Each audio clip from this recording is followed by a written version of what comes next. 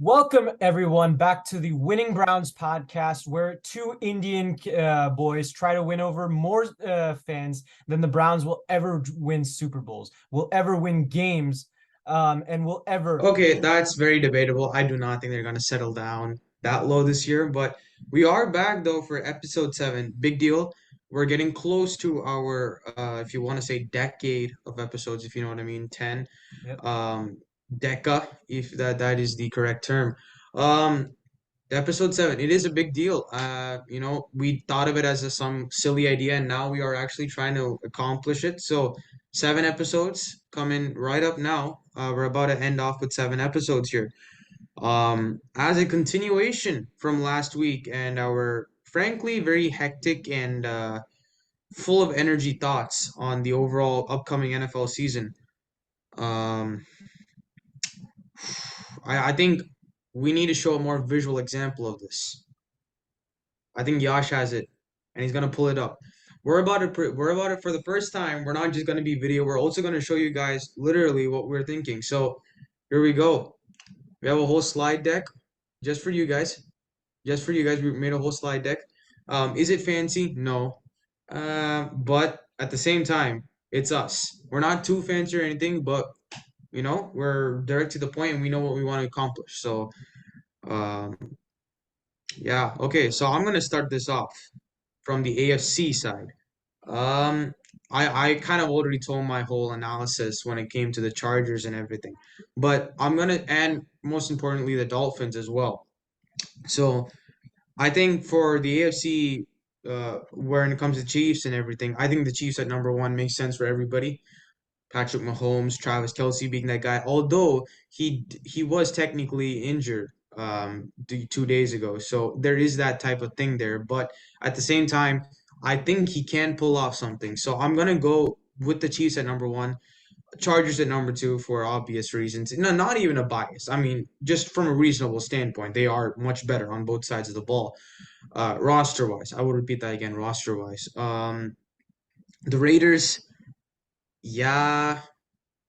They lost Darren Waller. Let's start off with that. One of the best tight ends in the league, I thought. And I think he is still one of the best tight ends in the league. I just don't think he's been used properly. And then the Broncos. The Broncos, I look, Sean Payton is there, yeah, but I don't think it's going to be an immediate impact. I still think he's going to need time. Sean Payton's not the type of guy to go, oh, yeah, like we're going to be dominant. No, I don't think he's going to have immediate success. I think right now Josh McDaniel does have a bit more when it comes to the overall roster and the overall, honestly, his overall team. I think he has just a bit more than Sean Payton does. Payton's been out for 1 year. We do have to remember that. And his last season at the Saints was not a really great season. You could argue saying that James Winston jumped levels, but for me, to be honest, for me, not really. He wasn't anything to really write home about with the Saints there. Taysom Hill, that application of using him as a quarterback was very interesting. I will give that. But I'm really not the type of guy to start boasting about Peyton, honestly. Then when we come to the Jets, I've already given my opinion on that, so I don't think I need to repeat myself when it comes to that. Then moving on to what I think is honestly the more difficult. Last year was different. Everybody was talking about the Raiders, the Chargers, the Broncos, and Russell Wilson and the Chiefs. I think this year the AFC is really going to be more of a toss-up when it comes to this division with the Bengals, the Ravens, Steelers, Browns. Because frankly, all these teams are very, very talented teams that just need to pop off a bit more. Other than the Bengals, all these other teams need to pop off a bit more. For me, the Bengals at number one makes the most sense, just based on the fact that Joe Burrow, Jamar Chase, that defense has definitely evolved by miles. Uh, okay, I'm gonna explain this one a bit more. Reason why I put the Ravens above the Steelers is this. Yash has talked about him as the breakout player of the year. I certainly do not think so. I don't think Kenny Pickett is going to be the guy to lead the Steelers offense. Frankly, I'm going to be frankly honest here. I don't think the Steelers are going to offensively put out anything pretty much with Kenny Pickett at the quarterback for about the first 6 weeks. I don't think they'll put out anything to really write home. I think maximum they're gonna go in there and they're gonna try to score 20 points, 21 points. I think that's going to be their goal, especially with Matt Canada at an offensive coordinator position. I just don't think anything's going to happen from that side of the ball. Defense, say the least. I mean, I already said my guy TJ Watt's the defensive player of the year. So you guys know my position from a defensive standpoint, but I just don't think they're going to match up from an offensive realm. The Baltimore Ravens, on the other hand, they don't have the greatest defense, but they have a decent defense, and they have an explosive offense. When I say explosive, I have to define it because most people say explosive in terms of a passing game. I'm saying in terms of a running game, they are still dominant. We do have to recognize that. I have not been exactly the kindest guy to Lamar Jackson, but would I take Lamar Jackson over a Deshaun Watson who hasn't been himself after he left Houston, and a Kenny Pickett who I don't think is going to produce anything for the first 6 weeks? Yeah, I do think so. At this current stage, I do think so. So I do think the Ravens will top the Steelers, the Cleveland Browns. Um, Look, the Browns, they have great talent, but I'm yet to see it nurtured properly. We don't know really the how Deshaun Watson's really going to evolve. Is he going to be the guy that people were talking about before? Nick Chubb, we did mention his age. Um, See, that's why I said this was a very tough one for me because I can't exactly say. I'm thinking a lot here because I'm a fan of Kevin Stefanski and his system. He has definitely evolved the run game a lot in the last 3 years. I think that he's been head coach, if I'm not wrong. Is it three? Yeah, it Well, should have been three by this now. is his fourth year. Yeah. Yeah, so he has had totally 3 seasons. This one being his fourth year. He's evolved the run game overall. Lot. If you guys watch the Eagles carefully, a lot of the Eagles is a lot of the run game. Um, it's evolved based off his scheme, pulling out the center and pulling out the guard, etc. But I just don't think that defense is going to be able to match up with the Steelers defense.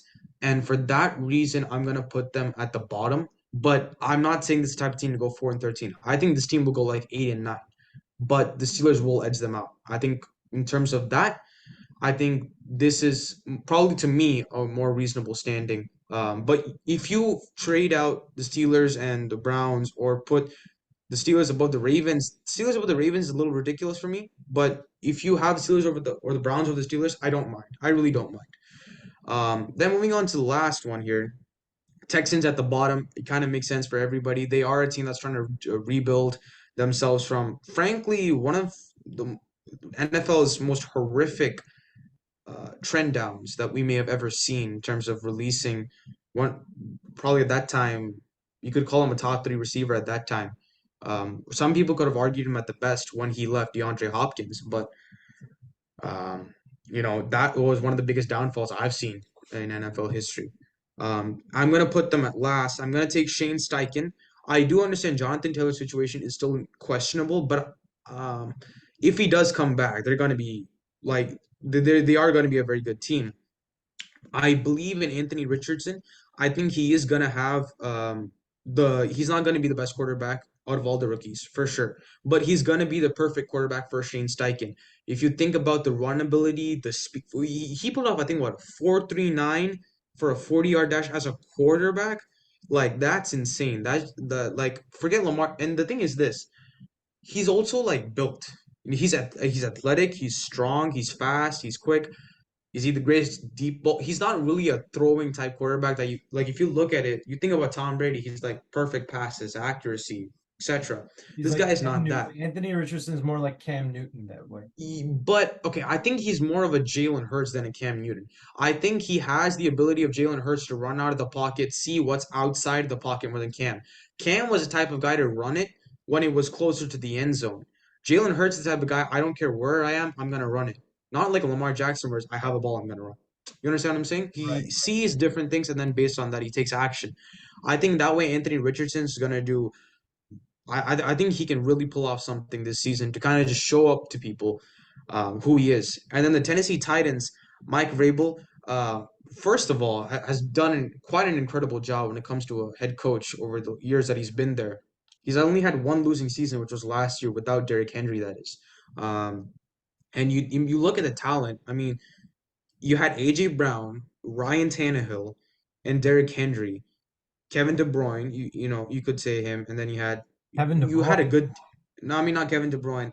I'm sorry, guys. I'm getting really mixed up right here. I'm thinking of so many different sports at the same Kevin time. Byer. It just kind of, you know, it, uh, it's Kevin something. That's what Kevin Byer. Yeah, my the mind safety. can't think through. Safety, right? Yeah.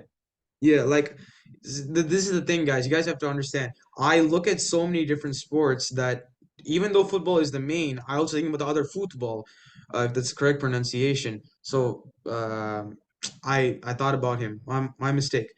But look, overall, I think the Titans they are gonna come back and they're gonna have a winning season. But I think they're obviously gonna do better than the Colts and Texans for me. I mean, just talent wise, they're gonna do much better.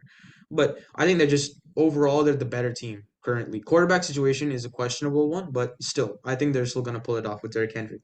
And then number one, I am going to go with the Jackson Jaguars.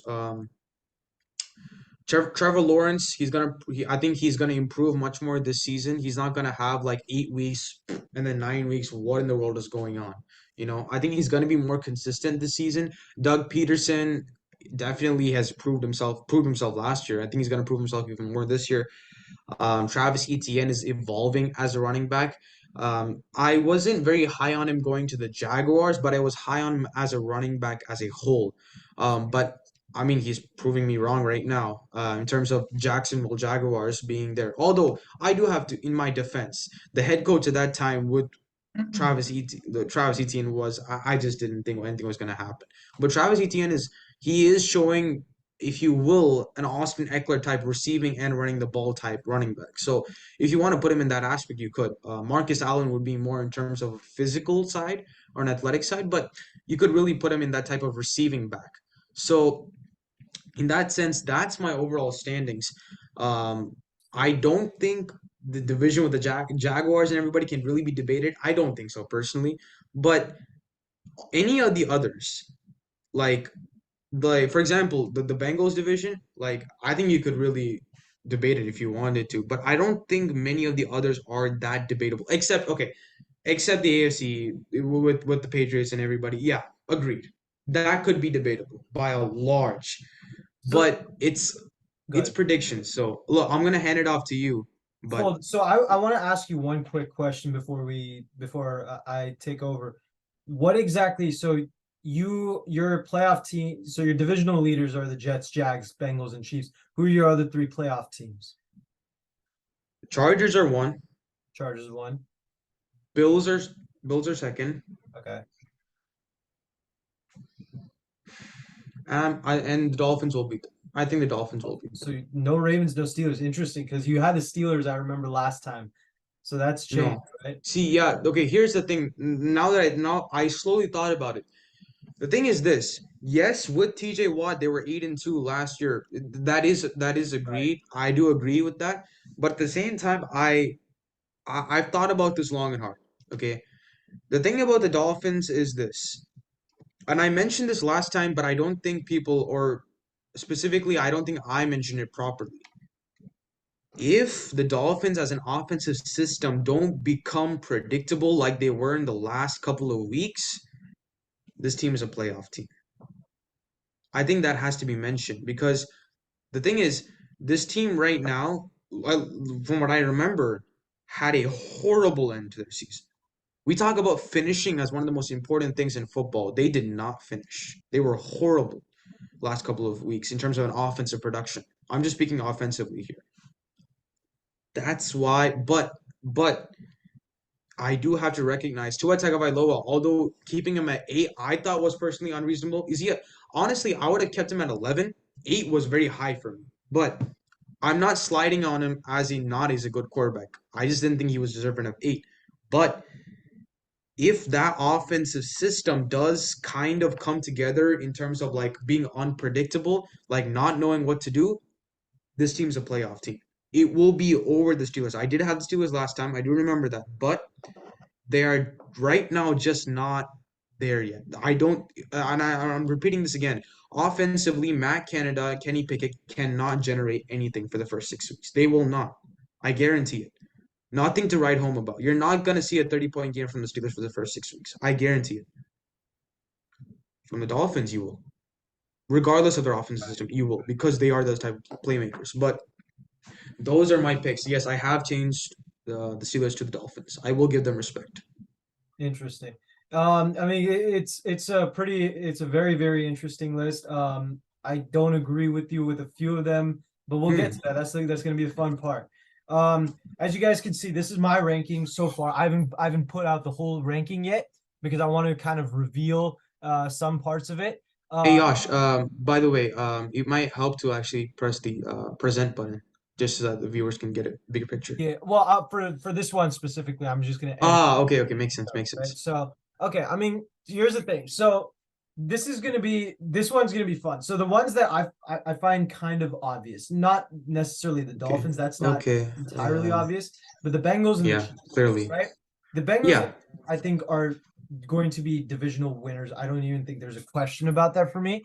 Um, these are the two best quarterbacks in the AFC, probably without a doubt. You could add mm-hmm, Josh Allen in that list, but really, it's the majority of the people are talking when you talk about the MVP conversation. It's Joe Burrow or Patrick Mahomes and Patrick Mahomes and Joe Burrow, right. yeah, For the sake of what I said in the previous episode about Joe Burrow and how he has the weapons, and this is a young team that's really going to find its groove as they continue to get more chemistry together. Um, mm-hmm, from that sense with the schedule in place and everything else. I think that from that reason, and the Bengals have a pretty good defense with that too. I think they're going okay, to end up fair, being the number one seed in the AFC over the Kansas City okay. Chiefs. I still think the Chiefs are going Can I ask you a question? Can I ask you yeah, one go quick ahead. question? Okay, here's the thing that I want to ask. In terms of both teams, yes, they did get Orlando Brown Jr. I did point that out last Right. time with the Bengals. But what do you think is going to change this year from the Bengals standpoint that we haven't seen? Do you think honestly we're going to see an unforeseen offensive production that we could not Yeah. expect? That's We're going to see not that? that we couldn't expect. I think especially in this day and age with Okay, how what are you expecting then? Let's put that out there. I think that'll I'm thinking like historic offense. Like I'm not saying 2007 Mhm. Patriots offense, but Mhm. probably closer to like 2011 Saints offense, something like that. You get what I'm saying? So Where it's so like, so you're saying a 5,000 yard yeah, season with the 50 touchdowns and then well, Breeze didn't have 50 touchdowns that year. well okay About like well 40, he 40 touchdowns in that range. Yeah. yeah And I okay think 40 a lot of it's touchdowns going to be Jamar Chase. A lot of it has to be T. Higgins for sure. okay. So, and when you have three receivers like that with all 1,000 yard potential and a running Hmm. back in Joe Mixon who has pretty good ability in the receiving game, Hmm. I think that with that being said, Burrow is going to put up some really, really like video game numbers, right? From Okay. that standpoint, with Okay. the improvement of development from the trio of Burrow, Chase, and Higgins, I think from that standpoint, that's going to be the difference between them and really the Kansas City Chiefs, where, with Kansas City, it's really Mahomes and Kelsey. You don't have like a true bona fide number one or a guy that can really step in and get 1,000 yards. You have a few guys that have that potential, but no one that Hmm. you can definitively sit here and say, okay, that guy's going to get 1,000 yards. That guy is going to be one of the best receivers in the game, right? Okay. Really relying on Kelsey. And at that point, I think while Mahomes definitely is going to carry this team to greatness, there Mhm. are a few holes in this team which I would prefer the Bengals. Um, Okay, see, here's my point to that. This is the same argument almost every analyst that's on ESPN gave. Pretty much the same exact argument that you gave. They have Kelsey and they have no one else. They have Mahomes and Kelsey. That's the only well, I'm connection not that they saying that they have. don't have anybody else. All I'm Okay, saying but is well, that they okay, just essentially don't what you're have enough saying to though win. is they're not going to be able to produce an offensive production good enough to compete with the Bengals, is what you're saying, right? Yes. Yes. Okay. So if we look at this, last year the Bengals had the same exact team in terms of an offense going into the playoffs against Kansas City Chiefs, and the Kansas City Chiefs are almost the exact same team as they have this year. The Chiefs pulled it off at the end. Right. The Chiefs almost also had the same exact team that went up against a defense that had the that I think had second or was tied with the most sacks in a single season in NFL history and scored 38 points on them. And I'll say this one more time. They scored 38 points with 183 passing yards by Patrick Mahomes, which is for Patrick Mahomes standards, nothing. frankly. Like 200 yards for Patrick Mahomes is expected. 183 is like what's happened, right? So let's just put out at 38 points in the Super Bowl against the number one defense in the league. I'm just saying this. I don't think we should start this whole thing again where we start doubting this offense again. Like I understand you've put them at second, but if you're saying like this is the thing again. Do you need 1,000 yards from another receiver When it for comes the to the Chiefs to be number regular one? season standings, I They think so. didn't need it. I don't They didn't necessarily need it last think year. that it will affect their postseason. Maybe it will, maybe it won't. And we'll get to that later on in this episode.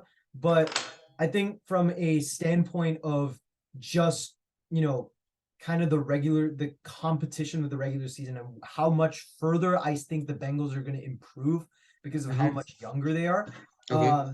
I think from that standpoint, I mean, they're already really, really good and they're going to get better. From that Sure. standpoint, Hmm. I think that's what's going to be separating. Also, again, the Bengals have an easier schedule than the Kansas City Chiefs. Okay, that's a fair That's point. another That's a one. fair And point. then I think the third thing is just like um when you don't have that number one receiver, and we've seen this throughout the league, teams are going to adjust. Now, elite quarterbacks as great, like elite quarterbacks, fine, Yeah. right? You have an Aaron Rodgers. He found a way to adjust to he found a way to adjust to defenses and be I able think to, honestly, right? dude, like, okay, as bad as Aaron Rodgers is, there's no need to talk about him. No, Only one I'm person talking you about really him need in to his talk prime. about. I'm talking about in his prime. No. Even then, there's only one person you should talk about for this specifically. That's Tom Tom Brady. Brady. No, I'm Only about to person get him, you should but ever that's mention. but this is where I'm saying like Tom Brady, right? There were years where he had struggles, but the year that he had like with Aaron, the reason I'm bringing up Aaron Rodgers because he had a constant like a decade long criticism of not having wide receivers, and he made it work Hmm. every single time because he's that good and Hmm. he adjusted right. In a Hmm. similar way, the Mahomes definitely will be able to do that, but Hmm. from the case of Brady, the only time where he didn't really need to adjust after a season, um, after that good of a season, that too was after 2007.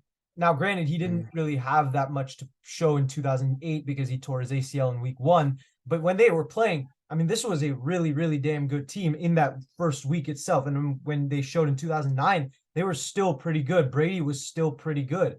Hmm. Um, Hmm. but that was because he had a guy in Randy Moss who was one of Yeah. the best receiver in football without a question. But at the I think same that's time, what really makes the at the same time, I do have to mention this. How many Super Bowls has Randy Moss won in his career? Zero. right. How many Super Bowls did Brady win with Randy Moss? Zero. How many Super Bowls did he win with Julian Edelman, who has had a career of, I think he's reached 1,000 yards once in his entire career. How many Super Bowls has he won with Julian Edelman? Three. How many Super Bowls has he won with Chris Hogan? At least more than one. Right, How but many this is Super not Bowls has okay. he But won? this is not an No, argument about who's whether they're going to win the Super Bowl. This is about who's a no, better no, no, regular no, no, season, no, no, no, no, right? no. But that's the entire argument. The argument is this. See, we care about this quarterback having 5,000 yards or this quarterback having 10,000 yards. We care about all that stuff, granted. But at the same time, what we're kind of missing is the fact that all of this is leading up to one goal, and that's to win the Super Bowl. Tom Brady won every single time he won the Super Bowl. He won with a average to good wide receiver.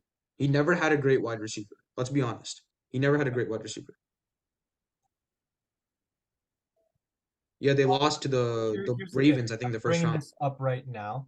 Um, hold Hmm. up. Give me one sec. Here. Hold on. I'm gonna pause the share for a sec.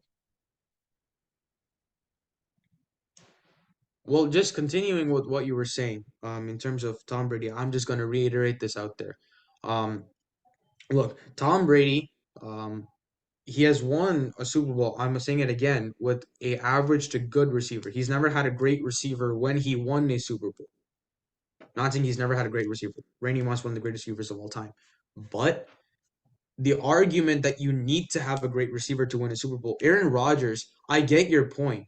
But the consistency that Brady had with guys who were kind of unknown, Right. no, you do have to give credit to that. I mean, I'm yeah, just but here's I mean with the Chiefs, it's a little different just because I mean the thing with with that team, right, from 07 to 08, I mean, this was a team that went 16-0 in the regular season, was unstoppable. Yeah. And then they went Yeah. 11-5 with a backup Matt Castle, Okay. right? This Okay. was one of the best teams. That's what I think a number one receiver like Moss had in the impact. And that was a much better team on paper than this Kansas City Chiefs team. I think Oh, roster-wise, yeah, yeah, the Bengals fine, are a fine, better sure. roster overall than the Chiefs, Okay, right? fair. That's That's why fair I'm point. saying that. I'm So just saying that we shouldn't slide on them too heavily, but I I agree with get I it. get your I point. agree with it. I agree Yeah. with it. So Um, now I want you to explain this. How are the Dolphins above Aaron Rodgers, Brees Hall, Dalvin Cook, and that offense, plus probably who I think is going to be the best defense in the NFL?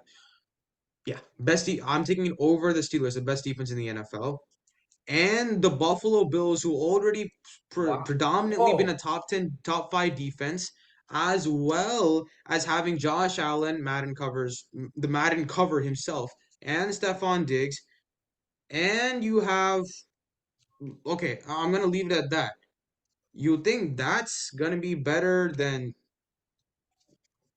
the Buffalo Bills, who've been to the playoffs repeatedly with a really good defense, as well as having Von Miller back, and then you have the Jets defense, who's probably going to be number one. I feel it's going to be number one over the Steelers, and you have Aaron In the Rodgers. You AFC have or in the entire everything NFL? in the AFC. I'm not going to say the entire NFL. Entire NFL is little off the charts, but in the AFC, I think so. I think they're going to have the best defense in the AFC, but. Right. I'm sorry if that I didn't mean, come here's out. the thing. Like the reason I have the Dolphins here is because I mean, you said what your opinion was on two earlier, having him 11. Um, Yeah. I I've told you this. Like one, I'm always going to be beneficial to the young player that I think is going to break out. Right. To me, two, I would have put Tua higher than 8. I'll be honest about that. I'll give you reasons to why I said that. In addition to the numerous amount of advanced stats that I showed last time that he was number one in, Yeah. this Yeah. was something that I found. You made an argument before involving Mhm. Tua Tagovailoa's his what's it called, his ability to, whether it's really him or is it Jalen Waddle and Tyreek Hill. Mhm. And I found this stat specifically interesting. Let me just pull it up real quick. Um, Mhm. Tua Tagovailoa has the hold up. Here we go. Tua Tagovailoa had Mhm. 5.7 completed air yards per pass attempt last year. Okay, Okay. he Okay. had uh, Mhm. the second most completed intended air yards per pass attempt at Mhm. 9.5. The only Mhm. person who had higher was Marcus Mariota, who only played 13 games. He Mhm. played 13 games, but didn't play fully those games. Right, Okay. Tua was playing more snaps at that point. Um, Sure. but then this is where it really got interesting to me. Mhm. As far as the receiving of this goes, hold up. Let me get Mhm. it. Um, where is it? Hold up.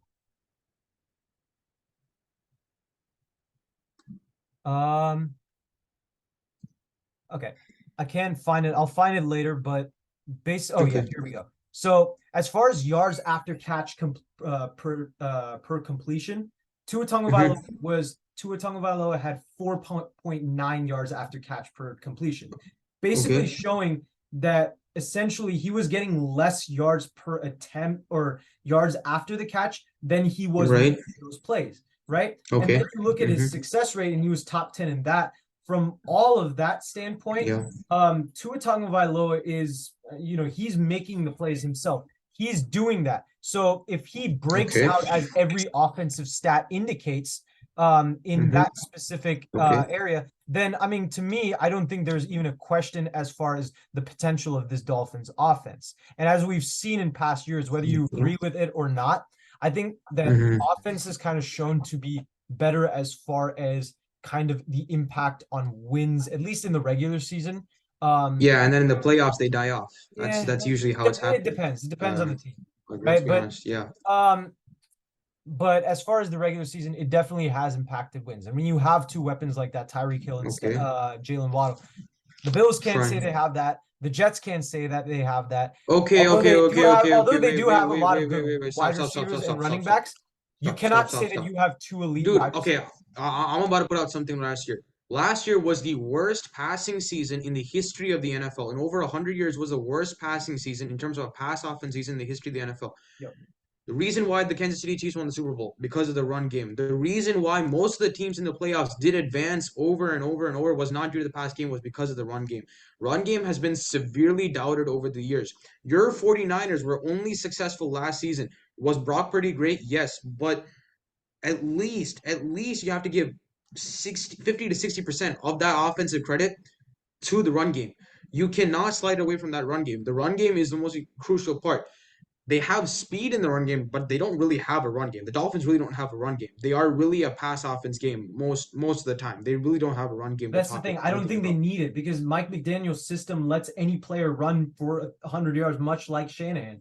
And I mean that's why I Yeah. think really, yeah. I mean, Wait, no, no, no, no. But no, not 100 yards. Definitely not 100 yards. He's not gonna allow for Raheem Mostert to go for 100 yards. He will not. With Tua Tagovailoa there, it's when happened his sec, before quite a few no, times. especially because of what happened those last few weeks, he would not allow it to happen. Like Here's the thing, though. personally, The I reason think why he's he gonna go won't for the is ball. because they throw the ball a lot. But when they ran the ball a lot of times last year, it was They more were often good. than not that They were good, some but they guy didn't do it. nobody knew would That's end up getting more than 100 yards. I mean, no, but that's my point. That's my point. They were good at it, but they never did it for a continuous stretch. Jets, they had Brees Hall. When they were with Brees Hall, they were dominant. Let's be honest, that they was looked because like they a had playoff injuries. team with Brees Hall I there. mean, you can't have consistency if your quarterback's always going to get hurt, right? That's really the No, only no, no, question no, I no. have Look, with look, this look. team, and He that's the health. But this is a team that got Vic Fangio as their defensive coordinator and has a spectacular okay, defense. Even with the likes of okay. Jalen Ramsey being out, you have Injured Cam Smith, for like very, very almost the talented entire regular lockdown season. corner who could at least hold down the position until Ramsey comes back Okay. in December. Hmm. You have an offense that, to me, I think has the potential of being the number one offense in football, if not for the Bengals and the Yeah, no, Chiefs. I At completely least, I disagree mean, with that, and but to me, you we have we an know it. MVP candidate in Tua, arguably the best receiver in football in Tyreek Hill, if not for Justin Jefferson, right? I mean, Okay. there's not a lot of holes on this Dolphins team. And I mean, for a team like the Jets, you're talking about them having an aging quarterback who's coming off the worst season of his career. A run, Okay, stop it. Okay, okay, Yash, I'm actually gonna say this, dude. It's the worst season of his career because, frankly, of everything that happened outside, you cannot just put statistics on the overall season. You can't. The overall drama that was going on with the office, the head coach and the quarterback just not having any correlation with each other, the receiver room being discredited the entire time, the quarterback not having any relation with the front office. Everything does add up. Your stats on the field is based off what you do on the field, and what you do on the field, a lot of it has to do with the physical presence. Joey Bosa couldn't play properly because he had to be in a psychological clinic. Like, there are a lot of things that go into the NFL. It's not just about the statistics.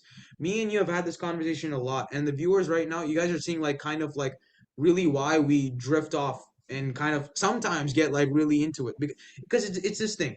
Yash has a great insight in terms of statistics, but often he replaces numbers for human beings.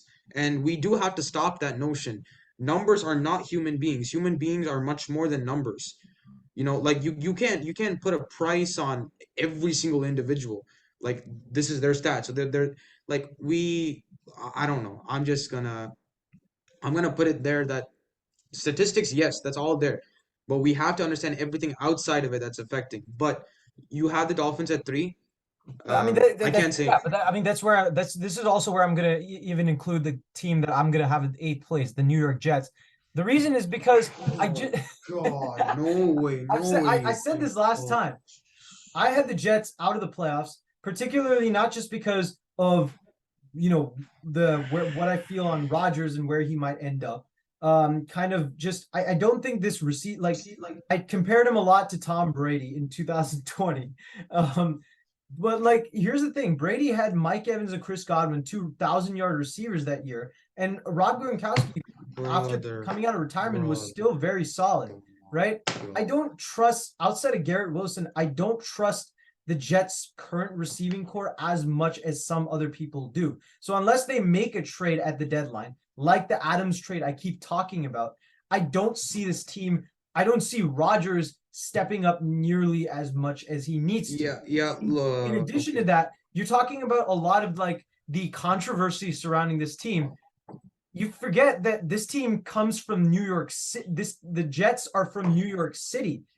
Everything, And every little thing that happens with oh, this team don't is going to start. be amplified. Don't start. So every little bit Serious?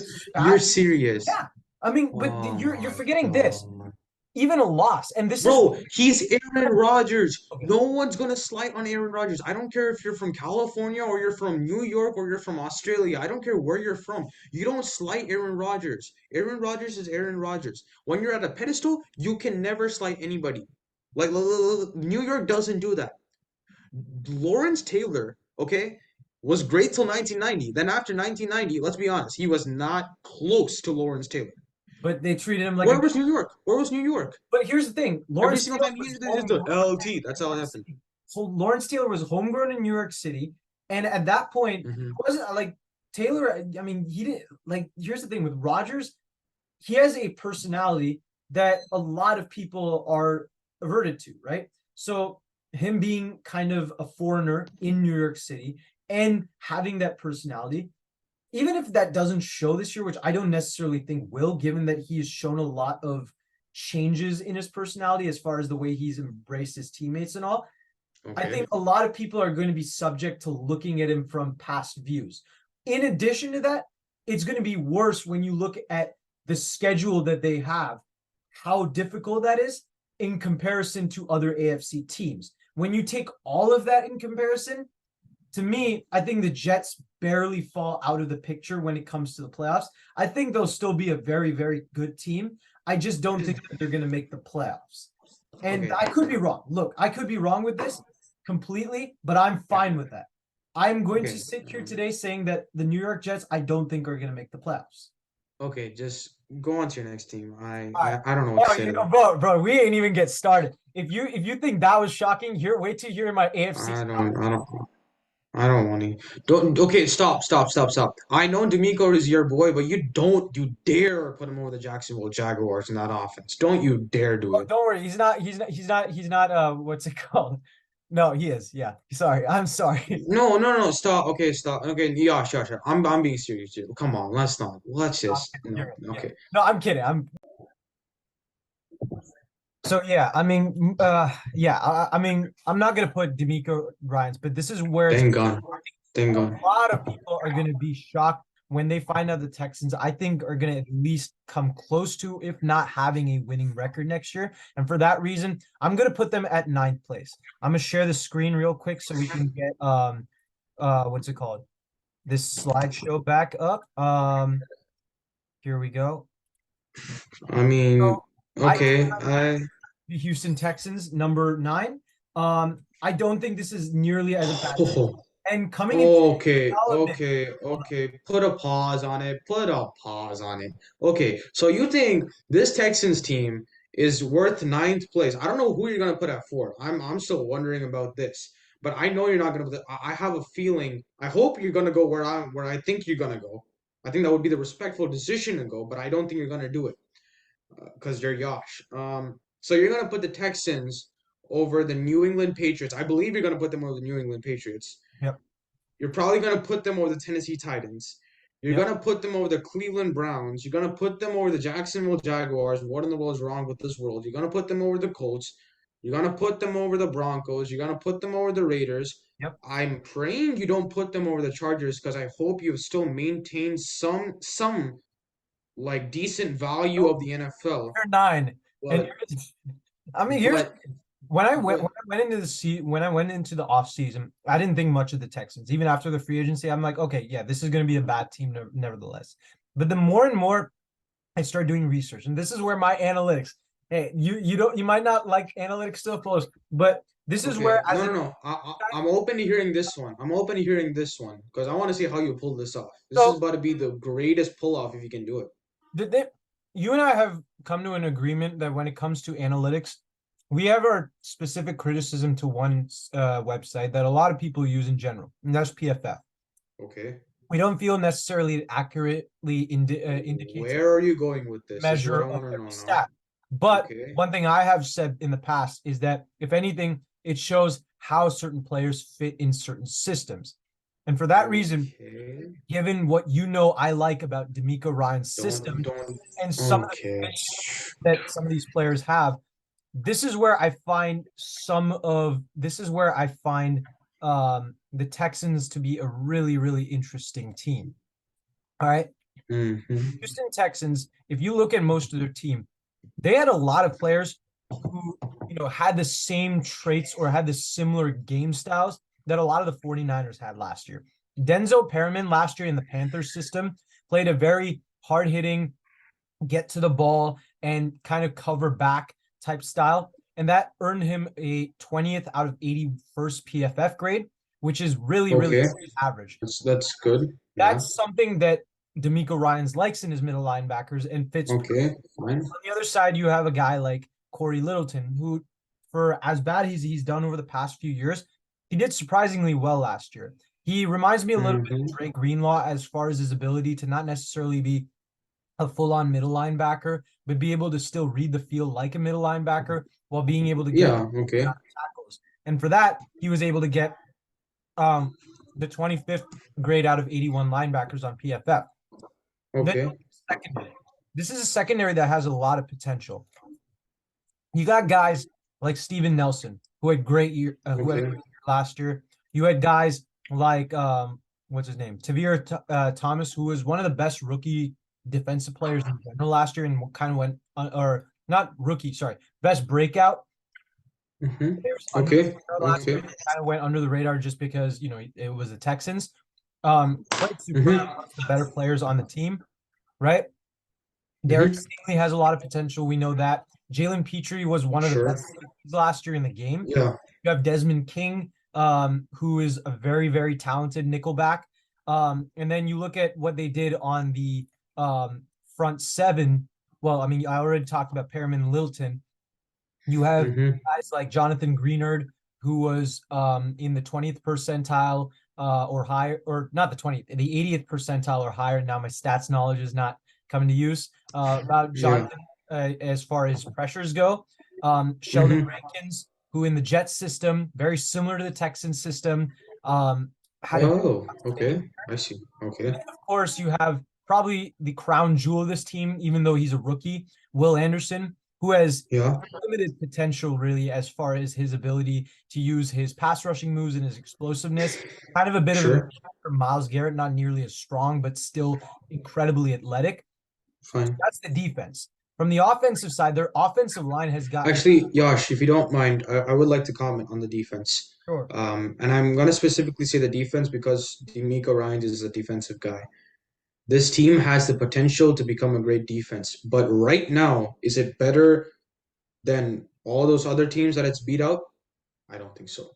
The thing is this, teams for especially defense, as long as I've researched from the time when Tom Landry set his defense in the 1960s to guys like like so many different defense coordinators. You can even say Brandon Staley. Defense needs takes time to evolve and to adapt. These two words are critical for a defense.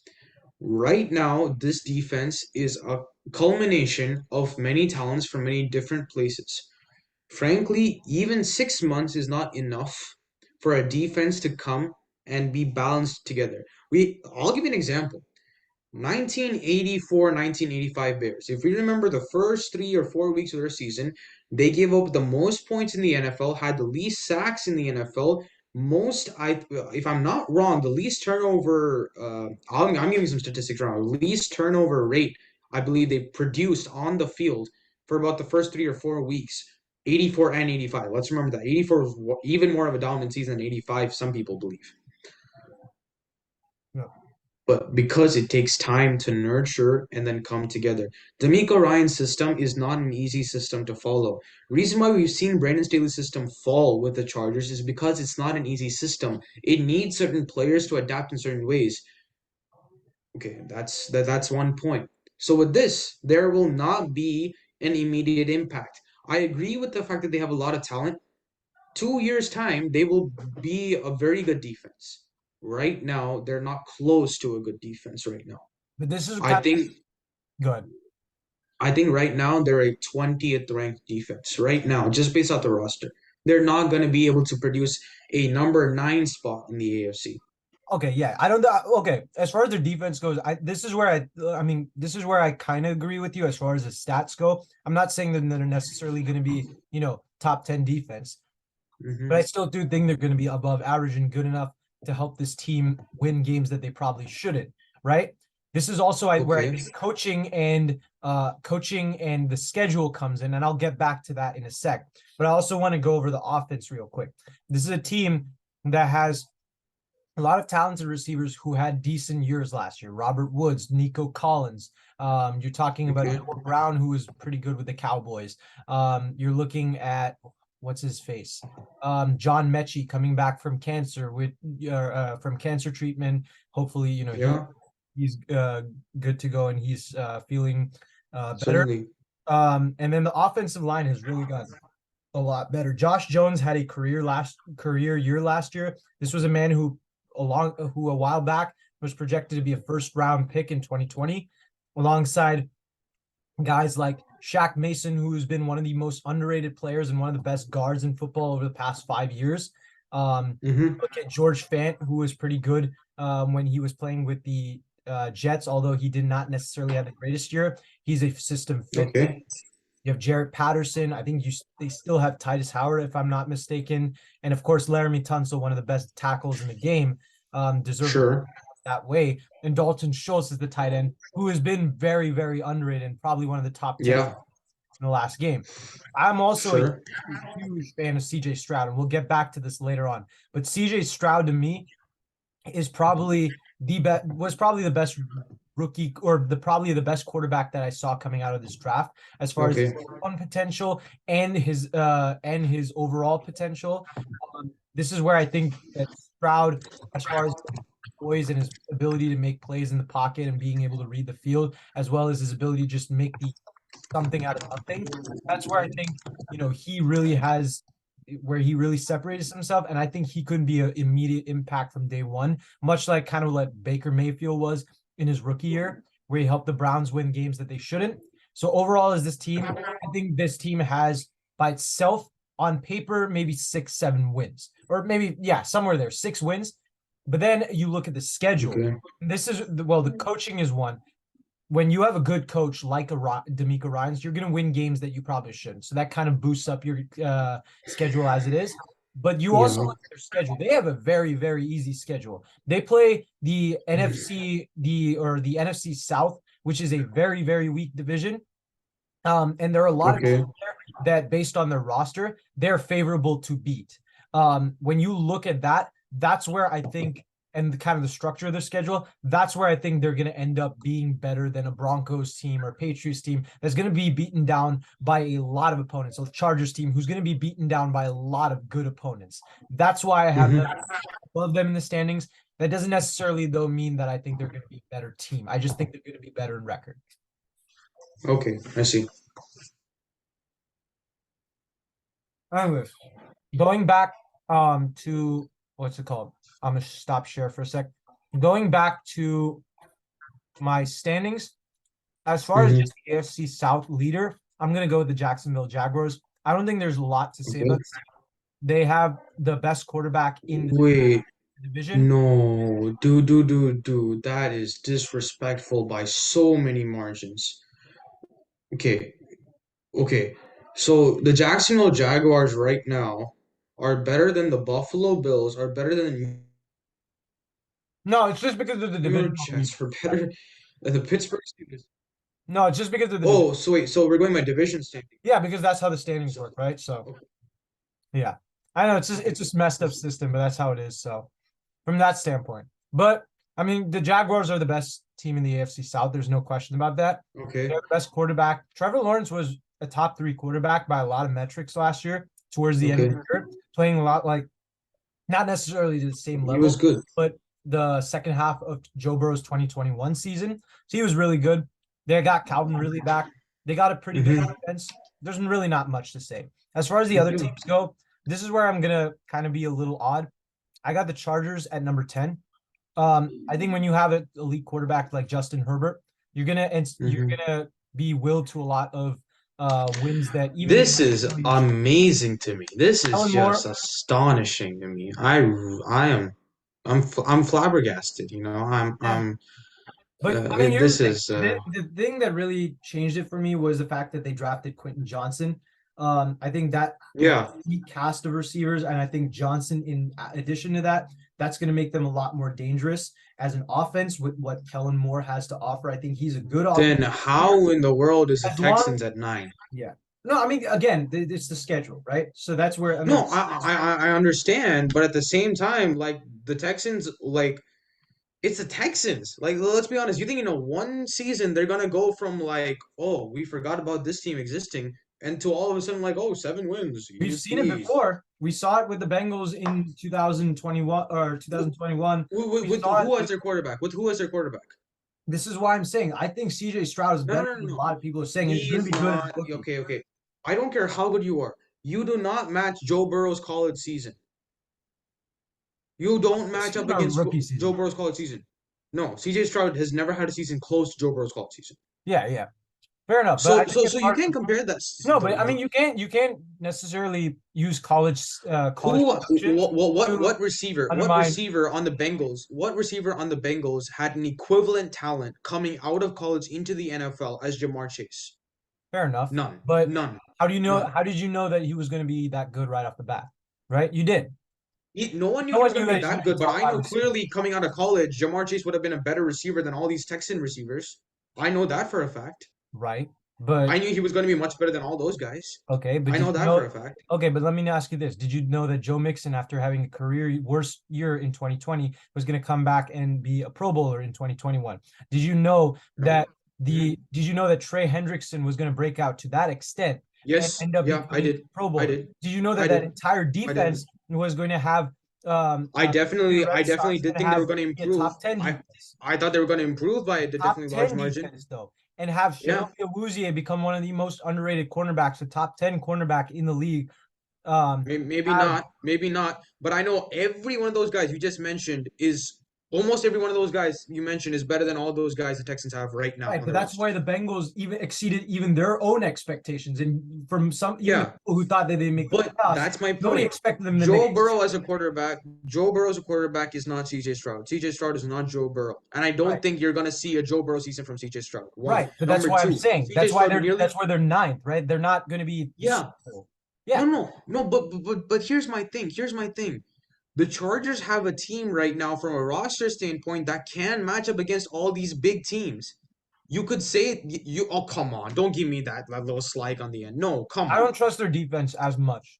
I know you're a big Brandon Staley guy, but Over Will Anderson and then some other guys. Over Will Anderson and some other guys, I trust the you don't Texans schedule more than I trust the Chargers. That's what I'm saying. okay, wait. Move on. It's fine. Move But on. okay, next I got this was a tough one for me. Um, the Broncos and the Patriots. I think these are two very, very different teams as far as how they anticipate the game. Two elite coaches, two Hall of Fame, and two of the greatest coaches in NFL history, no doubt. Okay. One of them has an elite and overpaid receiver, or a once elite and overpaid quarterback in Russell Wilson, and a Mm-hmm. pretty damn good defense that I don't necessarily trust their defensive coordinator as much as I did previous ones. Okay. And I don't trust their receiving core as much as I would the other team.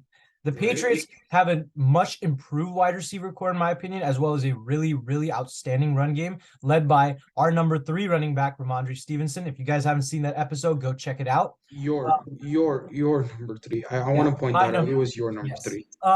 But yeah, Ramondre Stevenson and their defense is outstanding in their own right. For this Okay. reason, I'm gonna go with the Patriots.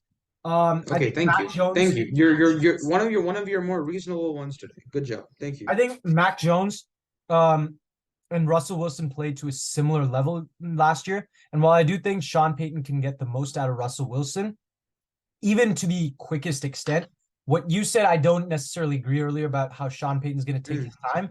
Because if you remember, yeah. 2006, that Saints team was a disaster, not just as far Mm, as what they were production wise, but just mentally having to going through hmm Hurricane Katrina and everything. And Yeah, Sean that's true. Payton That's true. got Drew Brees, a quarterback who himself was mentally going through a lot because Yeah, of the shoulder injury, very and then true. physically through that shoulder injury, which had a Very true. Very true. 25% chance of being able to fully recover. And they became one of the best duos in NFL history. 2006, Sure. they made the NFC Championship, right? Sure. The thing Sure. that always holding me back is Do that you think that talent is there in this team? exactly, well, partially, but also I think that I don't trust their defense coordinator as much, Vance Joseph. I think he's a Do good, but you not think great. Drew Brees is do you think Drew Brees is a similar breed to Russell Wilson, or is No. Russell Wilson a similar breed All to I'm saying, Drew Brees? no, but I'm saying that Russell Wilson can Mm, improve like Drew Brees. I don't think that he's going to be as good as Drew Brees. Do you get what I'm saying? And Okay. on top of Okay. that, the other thing that's holding me back is the fact that the Broncos have a much tougher schedule and are playing in a Okay. much tougher conference than the Uh, Saints were back in 2006. So that's okay. for that reason I'm going to put the Broncos at number 12. I think that this team could So end you're up putting them above the Raiders. Is that what? Okay, look, yes. honestly, I'm not mad at this. You could put it. I just personally don't believe in an offensive production that's going to skyrocket the league or anything. I'm just not This that is type of my guy. opinion based on Sean Payton. I'm a huge Sean. If you know me, anybody who knows me, I'm a huge Sean Payton guy. What I Yeah. think he did with Jameis Winston, and I think he did a lot with other quarterbacks. I think he's probably one of the greatest quarterback whisperers in NFL history, Sure. Sure. outside of Joe Gibbs, He is. outside of Bill Walsh and Andy Reid. He's up there, and even Yeah. Bill Belichick to that degree, even though he's a defensive guy, right? Yeah, I mean, no, he's no, no, made it no. work I'm with a not. I'm lot of not. I'm not calling Bill any quarterback whisperer. Let's be honest. I'm not right. calling But Bill yeah, any quarterback exactly. But you whisperer. get what I'm saying, right? I mean, he's Okay, very good at fine. getting the most out of quarterbacks. I think Sean Payton's Okay. up there. So Mm. I think this team is still going to be good. I just don't think that they're going to necessarily compete, especially with, their schedule. They're going to compete to the same level that some of these other teams that I have higher than them are. Um, Okay. at number So 13, I'm going to go with the Titans. Um, okay. very, So okay. Okay. I see. I see. So. yeah, very simple. Jacksonville Jaguars. Wait. Wait. Wait. Stop. Stop. Stop. Stop. Stop. Okay. Jacksonville Jaguars. The Houston Texans. And then the Tennessee Titans. Yep. I got the Titans at 13 because I think that this is a well-coached team, but I don't trust their offense given how many question marks around it. I don't know what their wide receiver core is going to look like. As much as I like D Hop, he's aging and was coming off a kind of bad year in his own terms, and they're not deep at that position. I don't trust their offensive line. I don't trust their tight end group. What about their defense, man? What about their defense? That's where I think they can be a lot better. But their You don't defense think is this is gonna a have to playoff carry team? hard. Their defense, no, I don't think this is a playoff team. Not with how compacted the conference Okay, is. I agree with that. Do you think you think the Texans will have a better season than the Titans? And you said the Texans will go either 6 or 7 wins this Yeah. season. So you're essentially putting the I guess you're saying this is gonna be an under 50 team in terms of regular season total. You're gonna say you're saying they're going like 4-13 or something. No, not 4-13, more like 6-11 or something like that. So the same as the Texans, but they're Yeah, not gonna be the same as the Texans. yeah. Okay. I mean, the thing with the Texans again is that I also trust their offense a little more than the Titans because Okay. They unless have Derrick talent. Henry So carries like crazy like he did in 2020, I don't think this Titans team, and that's going to be hard given he's declining slowly by a year and he's aging. I don't know how good he's going to be, but unless he carries hard, I don't think that this team is going to be good enough to okay. win as many as the Texans. The So Browns, that's where the Titans are. Browns at 14. I completely agree with the Browns at 14. yeah, I mean this is the biggest But wild card in the conference. It's going to be really tough yeah, for them. but I agree with the Browns. I do agree with the Browns. As much as I hate to say it, I agree with the Browns. You have the Raiders at 15. Yeah. Also, it's fine with me. The reason I have the Raiders at 15, their defense is just, it's probably the worst in football. I mean, there are only two guys that I can Arguable. even trust. And those are Max Crosby and hmm Marcus Peters. Max Crosby, don't need Yeah. to worry about. Marcus Peters, he's so inconsistent. And with his injuries, it's really hard for him to be reliable. Other than that, Yeah, no, it you is don't true. have a lot of reliability in this team. Devontae Adams hmm might want out. Josh Jacobs might want out. Jimmy Garoppolo can't stay healthy. I think Jimmy Garoppolo, if healthy, can lead this team to a lot of wins that they shouldn't Okay. win. Because again, I think he's a proven winner. I think he will show that with the Raiders. But I don't think that this team as a whole is not even close to any other team in this division. I think even the Colts are a better team on paper. The reason though I have the Colts at number 16 is particularly because I just don't think that I think Anthony Richardson is too raw and he's going to have a lot of growing pains. And I don't think Okay. Shane Steichen, I'm not as big of a fan of Shane Steichen as you are. And I think he's going to Okay. have trouble, given that he doesn't have a Jonathan Taylor in his offense, to Mm-hmm. actually run the football as effectively as he did with the Philadelphia Eagles. I don't think that I think their defense has a lot more holes and lot less depth than they had a few years ago. For that Sure. reason, I have the Colts at 16. Other than that, I mean, Okay. this is kind of my list. I think that Okay. in general, things are subject to change. This is a very deep AFC. But yeah, I mean, I don't, yeah, I stand by my rest. But Okay. moving on to the NFC. Look, I'm gonna say this. This is a hmm. I do want to give some thoughts on this. Um, your AFC list. I do have to give some thoughts. As much as we talked about the Dolphins and everybody else, it's not a bad list by any means. I do think the Texans being there is ridiculous, personally, but I don't think it's a bad list. I can't slide it. It's not a bad list at all. The thing I actually think is kind of similar to mine in the way that we kind of thought about it and everything, but overall I think it's a pretty good list. Jets, however, being that low it was shocking to me. But I mean I don't mind when you saying that.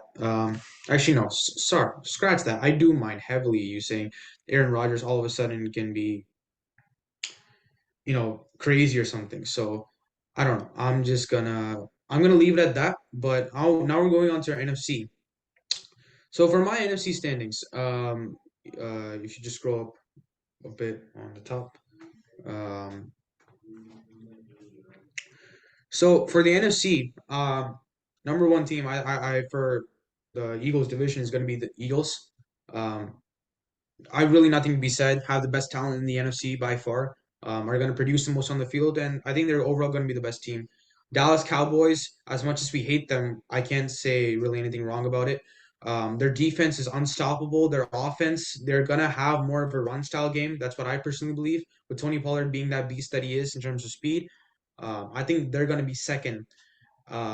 Giants will come in at third.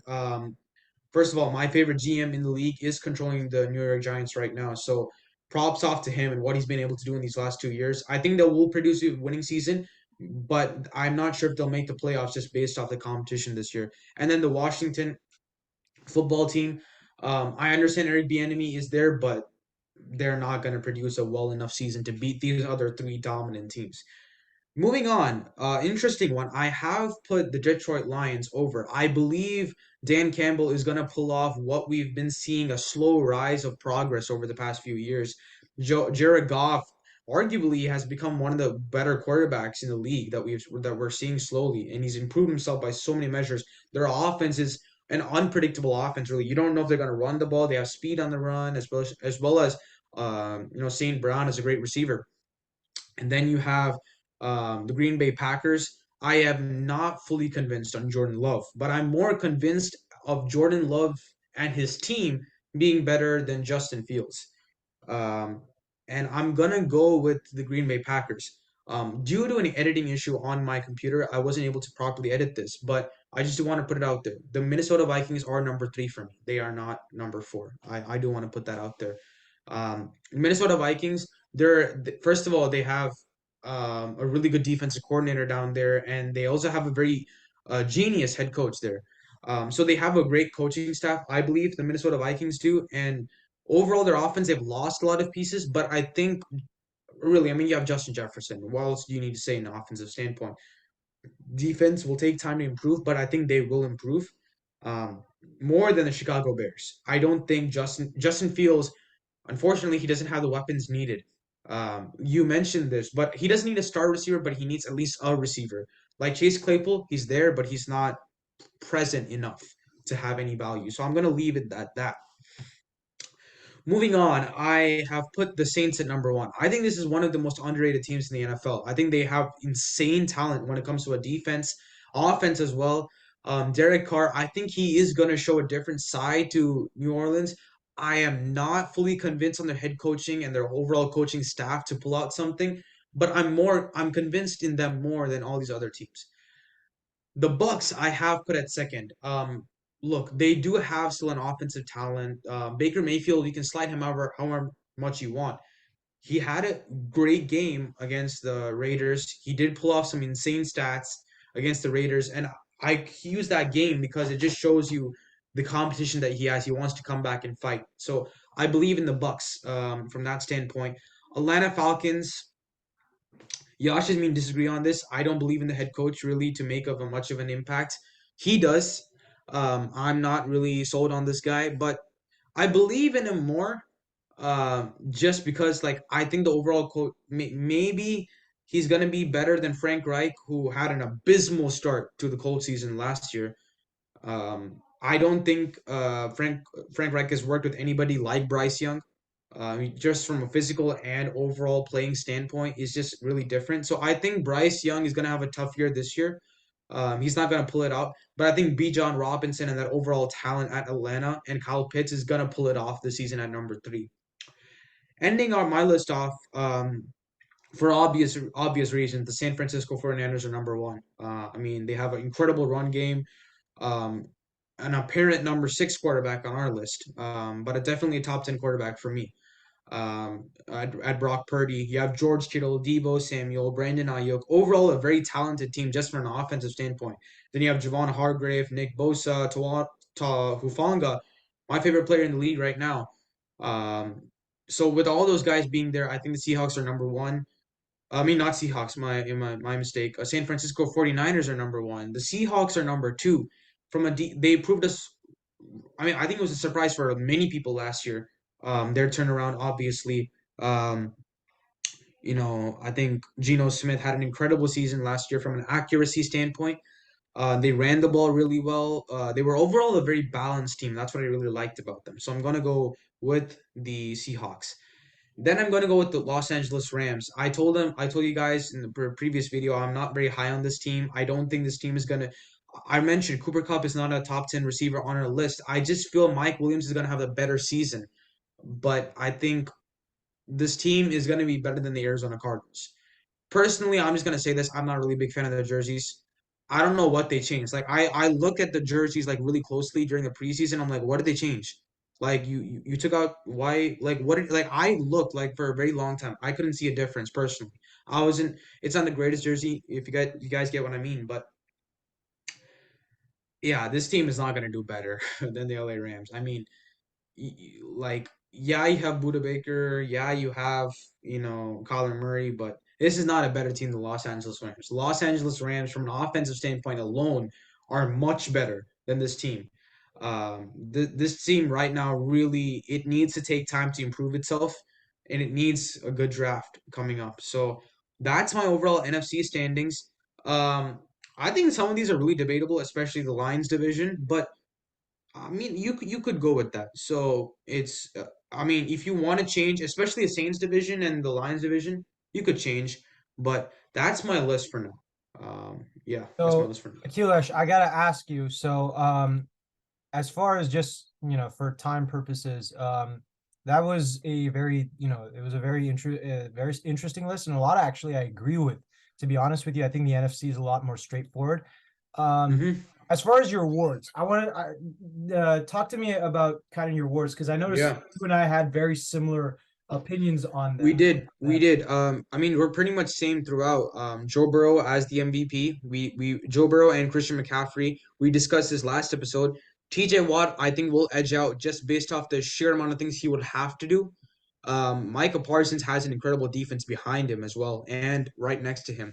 TJ Watt doesn't necessarily have that defense as good in terms of a talent, I believe, personally, as the Dallas Cowboys do. So he'll have to do more to improve himself, and I think that's where TJ Watt will edge out.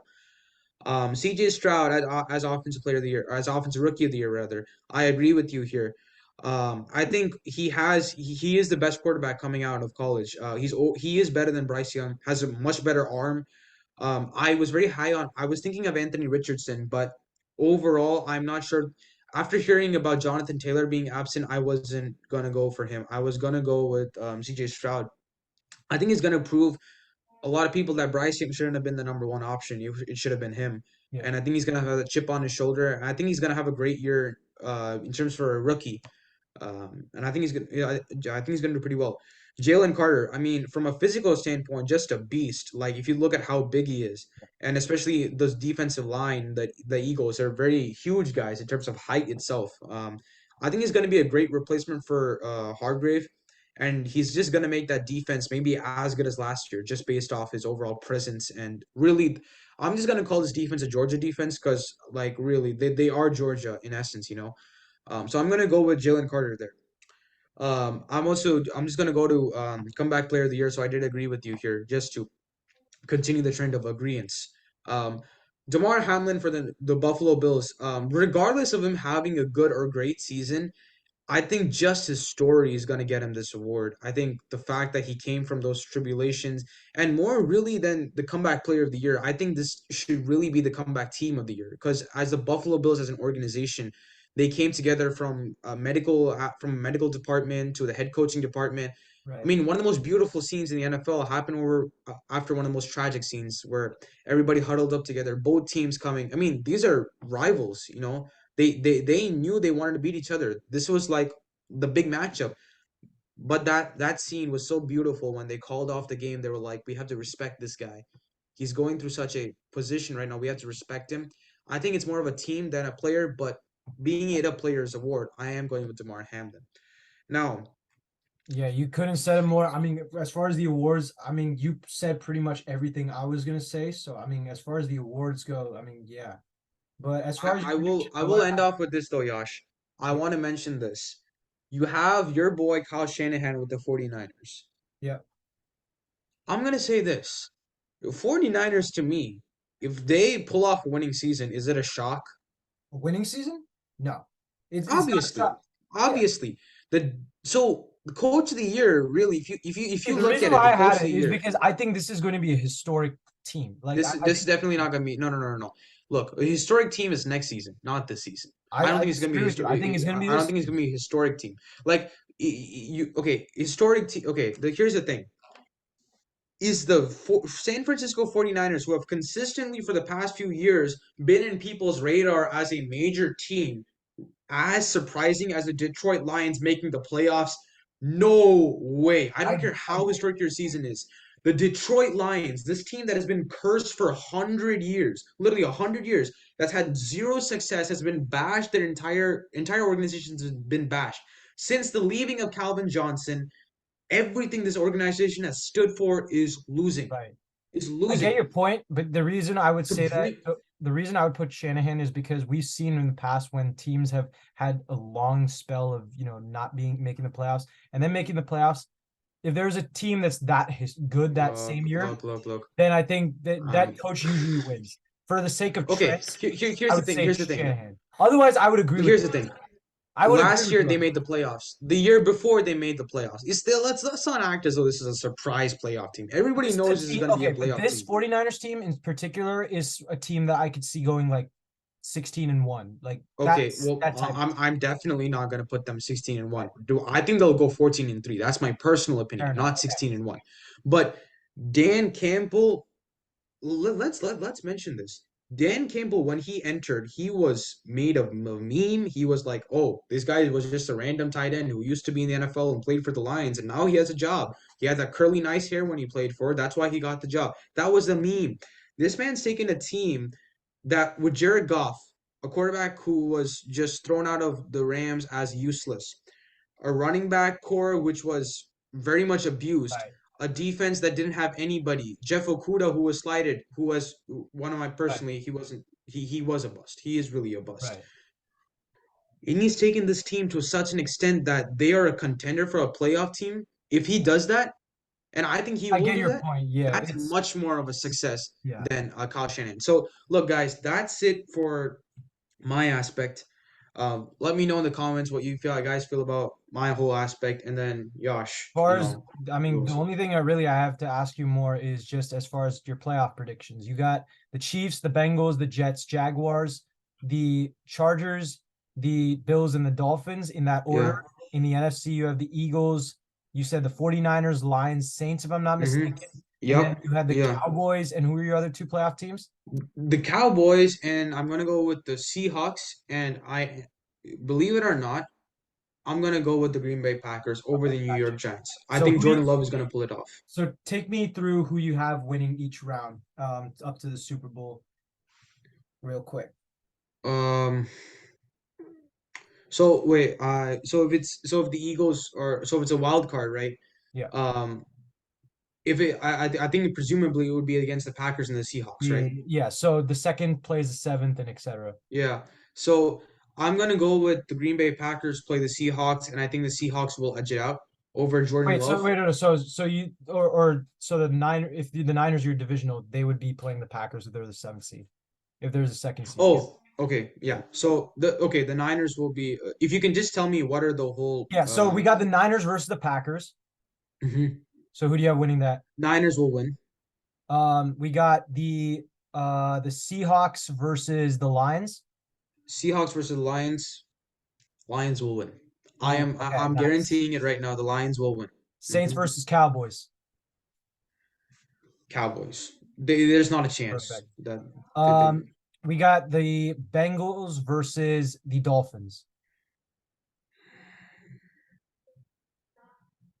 the Bengals win. The Bengals will win. Nice. Bengals will win that. We got the Bills versus, or yeah, we got the Bills versus the Jets. If Aaron Rodgers, it's a good question. I am gonna go with the Jets. I will go with the Jets. All You right. have We got the you go you Chargers go. versus the Oh, come Chargers on, versus the come Jags. on, Chargers. come on.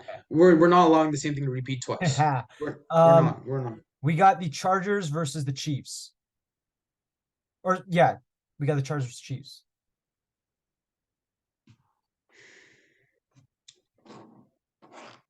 Here's the thing. I know we've been talking about this team making the 5 championships in a row.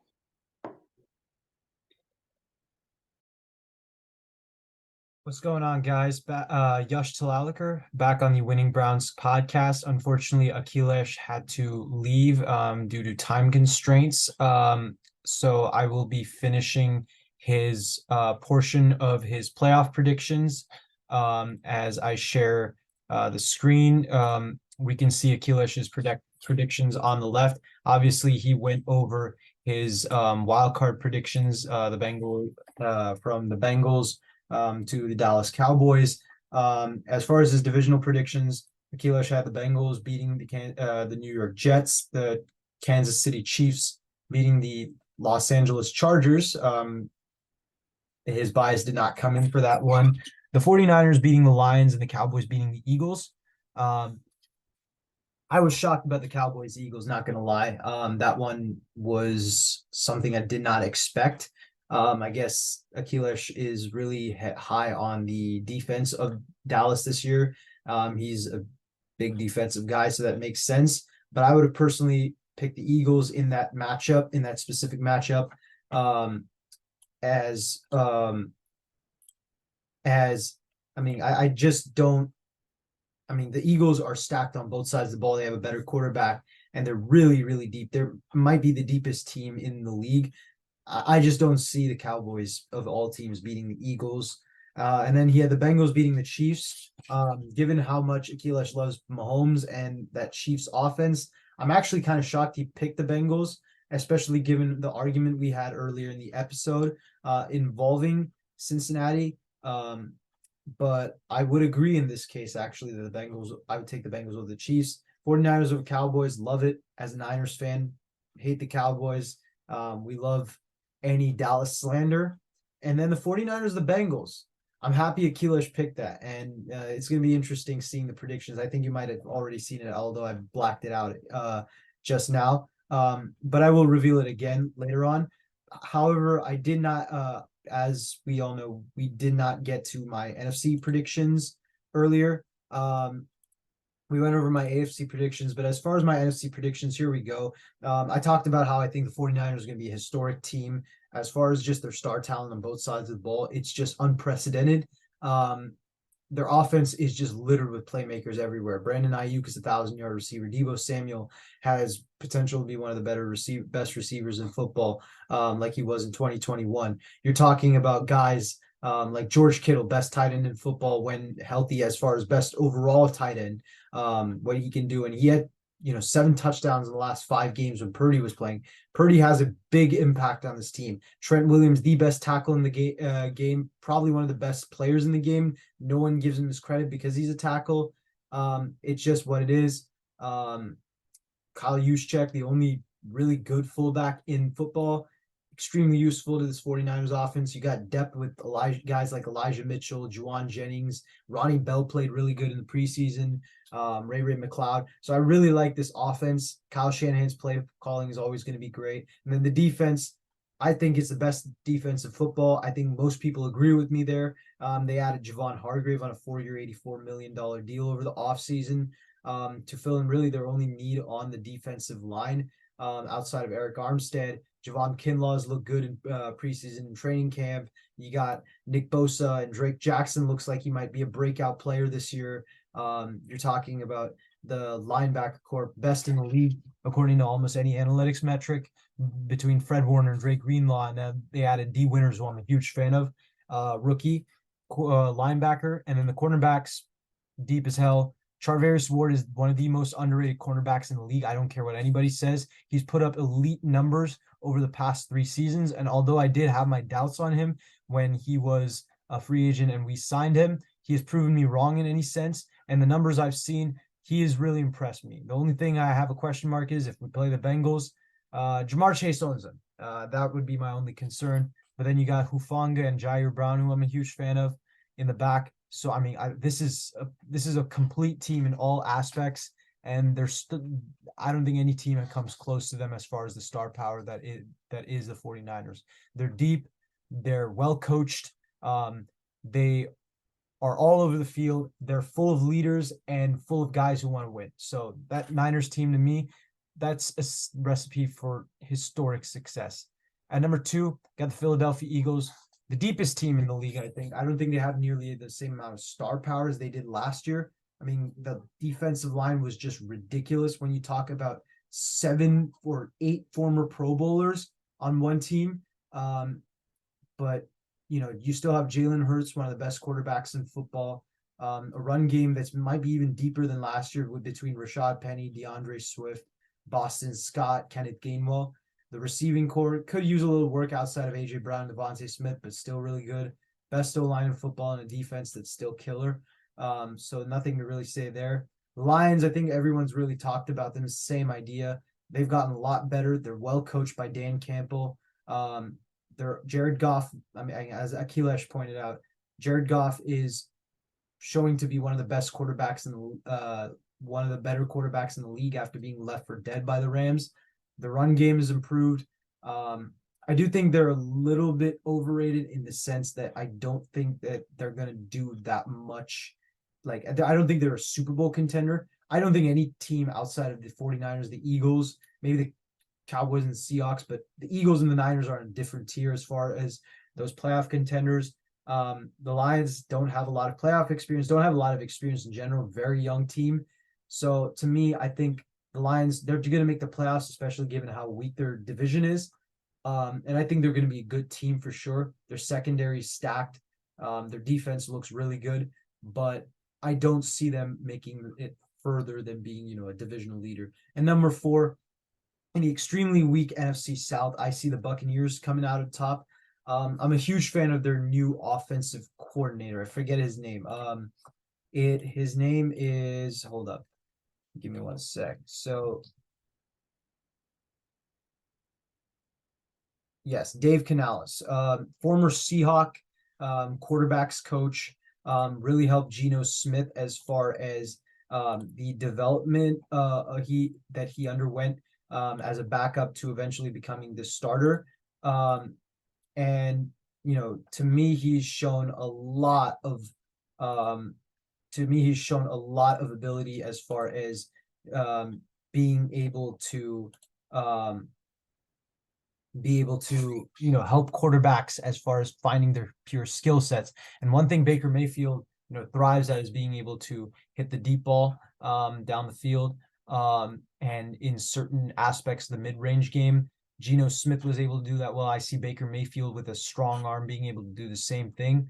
I think this Buccaneers team, I think they're pretty underrated when it comes, or pretty overhated, in fact, when it comes to their coaching. I think Todd Bowles is a better coach than a lot of people say. He just didn't get a fair chance last year, given that Byron left. Everyone figured out that Byron Leftwich was not that good of an offensive coordinator, and that a lot of his flaws were being masked by Bruce Arians.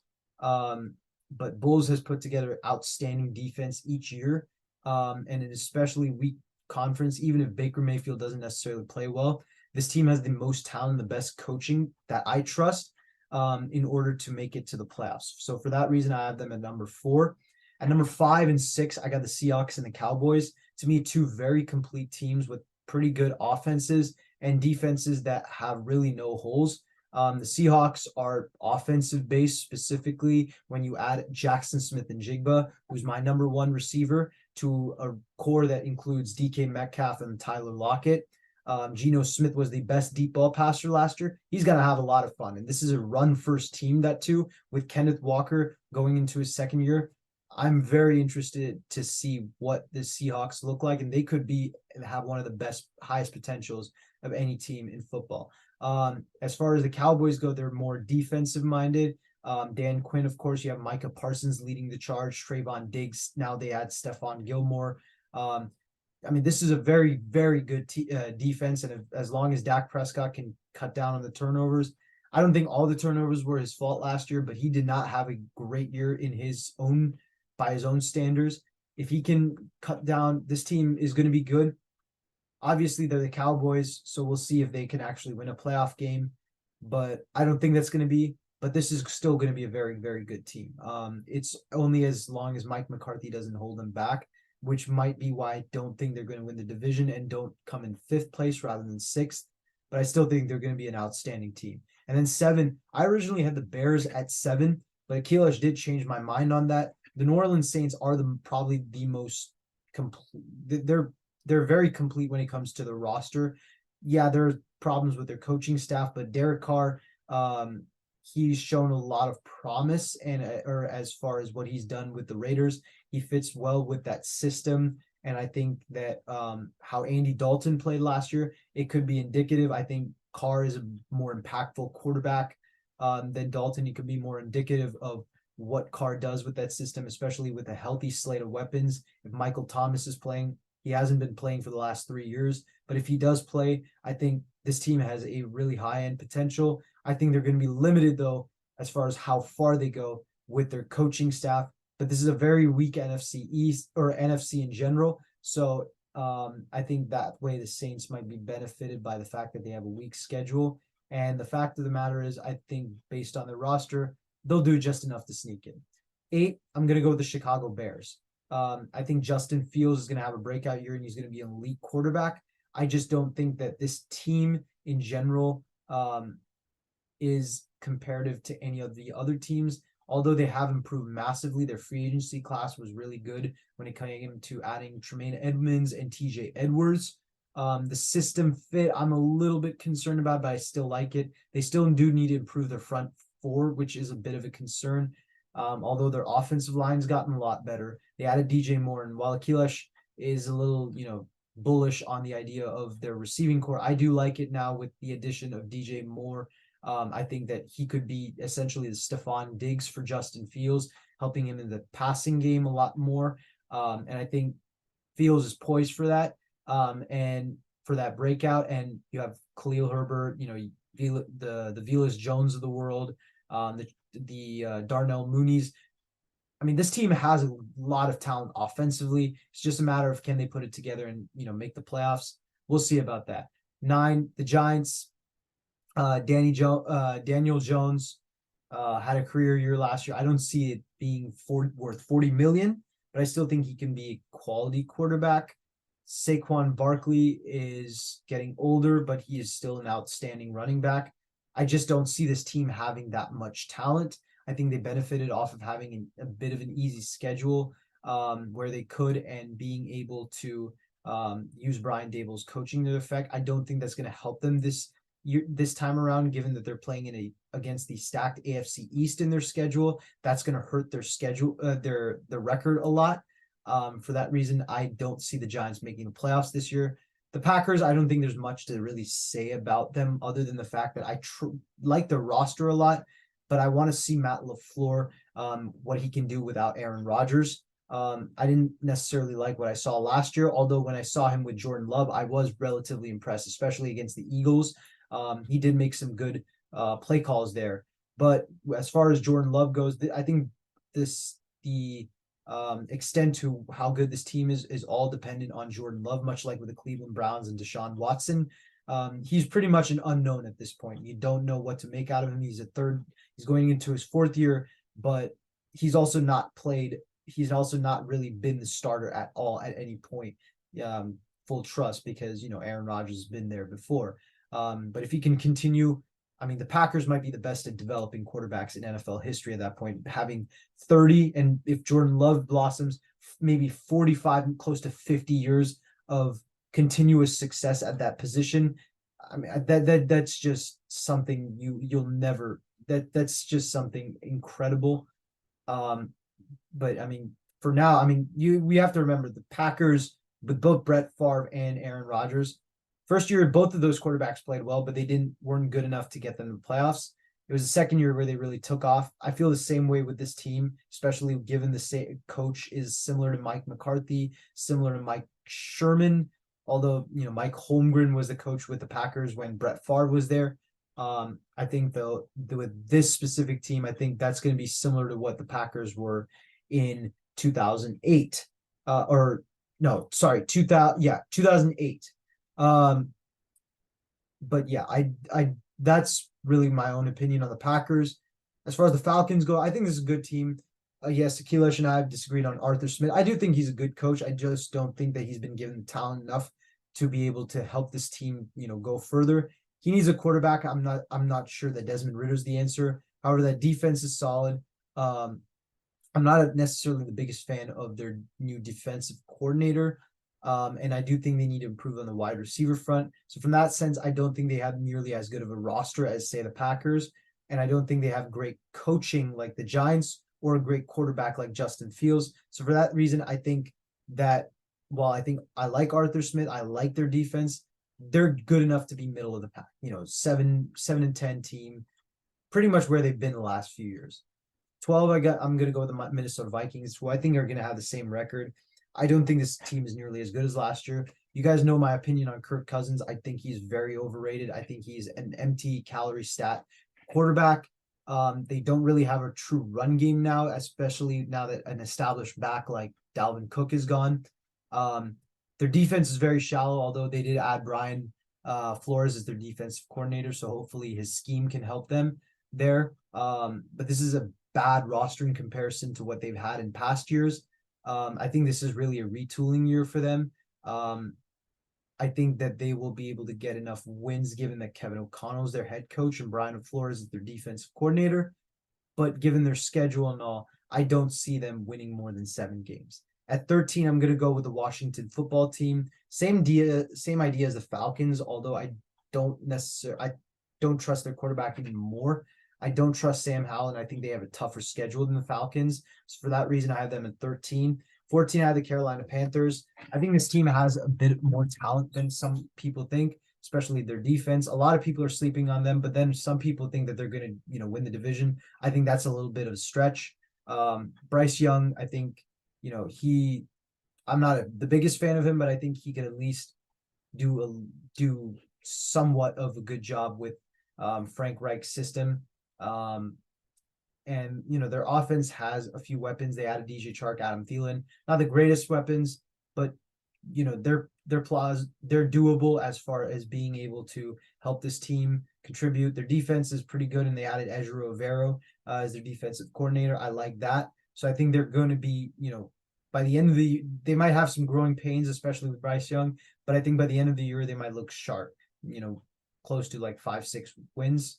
As far as the Rams go, this is the worst roster probably in football. As far as their defense goes, the only team that the only team I see them that is worse is the Raiders, just because of schematic reasons.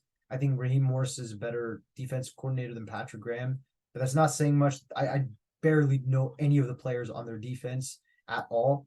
And I'm an intent follower of the draft most years. Yeah, so I mean, as far as that, like the only hope is that Cup, Stafford, and Donald carry this team. Stafford is old and getting injured every time. Cup is dealing with that hamstring injury, and Aaron Donald. Well, I mean, he's ages like fine wine, but he really has one foot already out the door as far as retirement goes. So you can only wonder how much more they can carry, especially given that all three of them are now on the other side of 30. It's going to be tough, especially it looked like the league caught up to them last year. So unless Sean McVay pulls a masterpiece of a coaching job this year, which I wouldn't be shocked, is Sean McVay one of the best coaches in football. I don't see this Rams team going tantamounting too much. And the Cardinals, I don't think they're the worst team in football as far as on paper what their roster looks like, especially once Kyler Murray comes back. But it doesn't look like Kyler Murray's coming back. And if you look at their current quarterback situation, Josh Dobbs versus Clayton Tune, if that's your quarterback situation for most of the year, I'm really, really concerned. I don't think that you're going to win any games at that point, because at that point you're just throwing games because your quarterbacks are going to be turnover machines. Closer to what the Niners had a few years back when they had CJ Beathard, throwing games with turnovers every game. That's essentially what I feel like the Cardinals are going to be. But if Kyler Murray comes back, say around the trade deadline, this team could be higher than this. But that's my NFC standings. As far as my predictions go, we talked about my award predictions earlier. I agree with Akilesh as far as CJ Stroud and Jalen Carter. CJ Stroud, I think, is better than Bryce Young, and I think he has better day one potential. Jalen Carter, I don't know why people are sleeping on him now. The whole hype was that how good he was during the draft. The only concern was really the legal things, and as long as he can get that out of the way, he's fine. Kyle Shanahan, I talked about, being that he's what I think is going to be a historic team. If he's coaching that, it doesn't matter whatever team, suddenly gets a winning record. At that point, the 49ers, if they are a historic team, Shanahan's going to win that award. That's not my bias. I genuinely feel that. As far as the comeback player of the year, Akilesh nailed it with DeMar Hamlin. It's just a tremendous story, what he's gone through, and just him setting foot on the field. That's definitely deserved of comeback player of the year. And I wish him nothing but the best. But here we go. As far as my playoff predictions go, this is the list. We got the Chiefs over the Ravens. Of course, my Chiefs are my number 2 seed, the Ravens number 7. I just think that when you are looking at these two teams, it's going to be Patrick Mahomes against that Ravens defense. And like Akilesh said, that Ravens defense is good, not great. When you have an elite quarterback, you got to be good on every level. And Lamar Jackson's got to show out. More times than not, though, Mahomes has owned him. For that reason, I'm going to be fine with predicting that the Chiefs win that game. As far as the Dolphins versus the Steelers go, I'd like the Steelers defense, and I think they could put up a fight. And as much as I like Kenny Pickett, as much as I like George Pickens to break out, I don't see this team having the same amount of talent or same amount of, what's the word? I guess not chemistry, but a fluidity in their play.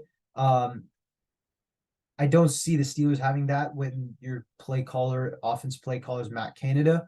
The Dolphins are elite on both offensive and defensively in my eyes. So to me, I think the Dolphins are easily going to win that game, or not easily, but I think they're going to win that game for that reason. They're better to me on the offensive side of the ball and passable enough compared to the Steelers defense on the defensive side of the ball. As far as the Bills versus the Jags, the Bills are just a better team in general. Josh Allen is a better quarterback than Trevor Lawrence. Their offense, I trust more than the Jaguars' offense, and their defense is probably one of the best top 3 in the game. Really underrated, that too. Nobody talks about them enough, but they have a lot of good players on that defensive line, especially this year. They had to trade Boogie Basham, who was pretty good at the beginning of last year, but they got a lot of talent, adding Leonard Floyd and all. This is going to be a really, really good stout front defense, front 4 on that defense, and with Milano. They added a guy from the draft. I forget his name, but I mean, they are a really good team that way. And as far as the Eagles versus Saints, I don't trust the Saints enough to go any further than just making the playoffs. If they do, Eagles are deep. I mentioned that earlier. The Eagles are going to win that game. Cowboys versus Lions. I talked about how I think the Lions don't have that much experience in general. That's going to bite them when it comes to playing a tougher opponent like a Cowboys who have more playoff experience. So I think the Cowboys win that. And then the Seahawks versus the Buccaneers. I trust Baker Mayfield to get this team to the playoffs, especially with their schedule and, the defense and offense. But the Seahawks are as good defensively as far as the talent goes. And as far as offensively, they are way better and have a lot more experience as far as being together. So I trust the Seahawks there to win that. As far as the divisional round, the Bengals are my number 1 seed in the AFC. The 49ers are my number 1 seed in the NFC. The Bengals will be playing the Bills. And I think the Bills actually upset the Bengals. This is something I've been debating for a long time, but the recent moves that the Bills made to improve their defense, I think that will really change them. I think that will make them that much better. And I think I think Akilesh has said this in past episodes. This is a Bills team that is going to be, a force to be reckoned with. They're going to have a lot of anger after the way their season ended last year, and they could be out for revenge against the Bengals. I mean, they got their run game fixed by adding Damian Harris, and James Cook is going to be in his second year. Dalton Kincaid, they added to their offense. I like the addition of Deontay Hardy. They got a lot of talent on the offense, and their offensive line has improved too. And their defense is still as good as ever. Tre'Davious White is going to finally have a good, stable season coming back from that ACL injury he had 2 years ago. So I think the Bills are actually going to upset the Bengals, and that's going to be a shocker. Well, not a shocker, but I think it's going to be one that stuns a few people. As far as the Dolphins over the Chiefs go, yeah, I mean, this is going to be a fun matchup in my eyes, a pretty high-scoring shootout. You have Mahomes versus that Chiefs defense or versus that Dolphins defense. While I don't necessarily think Ramsey's the greatest cornerback, I know that Mahomes himself has admitted that Ramsey provides a lot of tough coverages against him while having Xavier Howard on the other side. That's a secondary that's going to provide a lot of trouble for a wide receiver group that doesn't have a guy that can really beat one of those 2 elite cornerbacks. Unless Travis Kelce just has the game of his career, I don't see this Chiefs offense being able to keep up with a Dolphins team that I think is as electric as them offensively and is better than them defensively. So for that reason, yeah, I think it's going to be a close, very close game. But I do have the Dolphins going over, and I think that's going to be one that pisses off Akilesh. But you know what? I'm buying the Dolphins hype. I think this is one of the best teams. I think this is going to be a team that's very aggressive at the deadline as far as getting other players. So I think they could be even better by the end of the year. And by the playoff time, I think they're going to be very, very dangerous and very scary. As far as the Eagles and the Seahawks, this is the one I really went back and forth on a lot.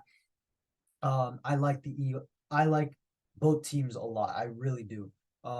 Both offenses have a lot of potential in many places. And their defenses are both spectacular. What it came down to was I felt that the Eagles had both more depth and a better quarterback.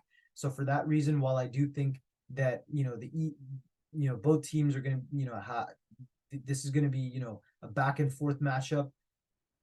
I think at the end of the day, it's going to be a matter of who's able to make the play at the end. And I think I trust Jalen Hurts more than Geno Smith.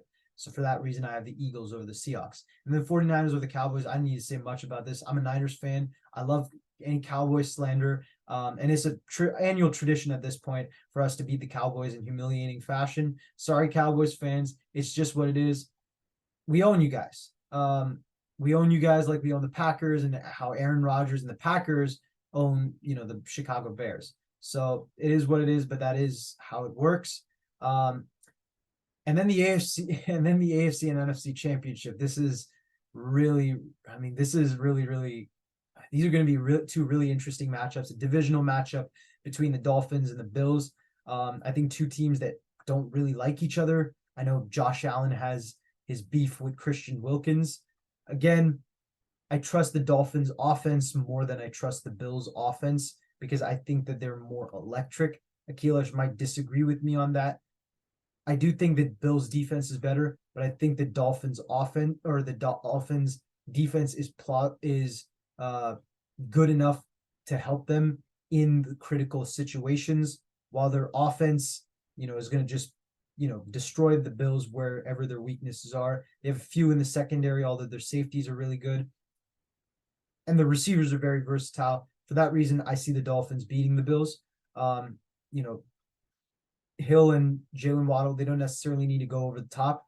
They can just go over the middle of the field, use that speed yard after catch, or get end arounds.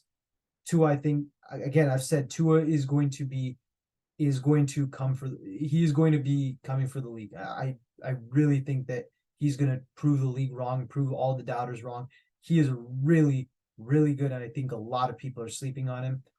As far as the 49ers, the Eagles, the two best teams in the NFC, rematch of last year's NFC Championship, and I think we get revenge on them this year. I think not only are we a better team this year than they are as far as just star power, and we do have enough depth, but I do think that in general, having a Brock Purdy is going to help this team, being that he's in his second year now, has more NFL experience, and this is a weaker Eagles defense than last year. I think you're going to get more chances to really show.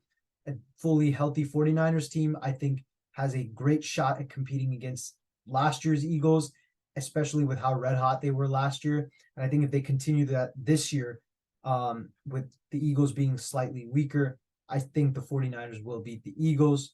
And I think, especially given that I think the Niners going to have the home field advantage here, I think they beat the Eagles with that too. And then we got the Super Bowls. Actually, I'm shocked that Akilesh and I had both the Niners winning the Super Bowl. I have not seen a single NFL analyst of any kind on any network saying that the 49ers are going to win the Super Bowl, and it disappoints me. It like crazy. I think this team is getting slept on a lot because there is a lot of questions on Brock Purdy. I don't buy any of them. I think that this team is the perfect team when it comes to they're complete in every facet of the game. They run to the ball. They are, manic in their pursuit. They are well coached. They work as a team.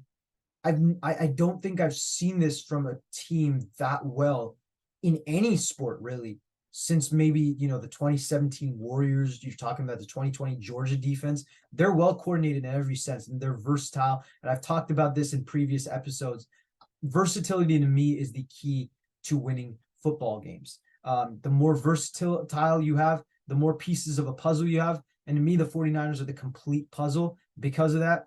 And I see them winning the Super Bowl. It's not my bias. If you guys know me, I have not predicted the 49ers to win a Super Bowl starting the season. It's been my bias that I predicted them come playoff time every now and then. But in the beginning of the season, I've never had them winning a Super Bowl. Last year, I had the Eagles winning the Super Bowl. The year before, I actually didn't predict anyone to win the Super Bowl in 2021, believe it or not. 2020, I had the Chiefs winning. 2019, I had the Patriots winning. 2018, if I'm not mistaken, I had the Saints winning. Yes. The 2017 Patriots, 2016 Patriots, 2015, I had the Seahawks winning. 2014, I had the Patriots winning. And then 2013, I had the Broncos winning. That was my first year predicting whether a team would win the Super Bowl. So yeah, I've never had the Niners ever predicted to win the Super Bowl, in spite of the fact that they have had some good teams in that span. But this year, I really think this is our year. I'm not going to be a Cowboys fan and say every year this is our year until I'm being purposely delusional. But realistically, I think that team behind me, they're going to win the Super Bowl this year because they have a star at every position. They're deep. They're well coached. And I think the matchup and their schedule is going to play perfectly for them. So yeah, I do have the 49ers beating the Dolphins in the Super Bowl. I like the Dolphins roster a lot, but and I think that that Super Bowl matchup is going to be very, very interesting, very tight, and I think it's going to be a really great game. But I do have the Niners winning that game because while I do think Tua has a little more experience with that quarterback position, I think the Dolphins are going to have too many. They're going to have too many people to focus on defensively when it comes to the 49ers offense. For that reason, I have the 49ers beating the Dolphins. Little shock though, Akilesh predicted the Niners himself too.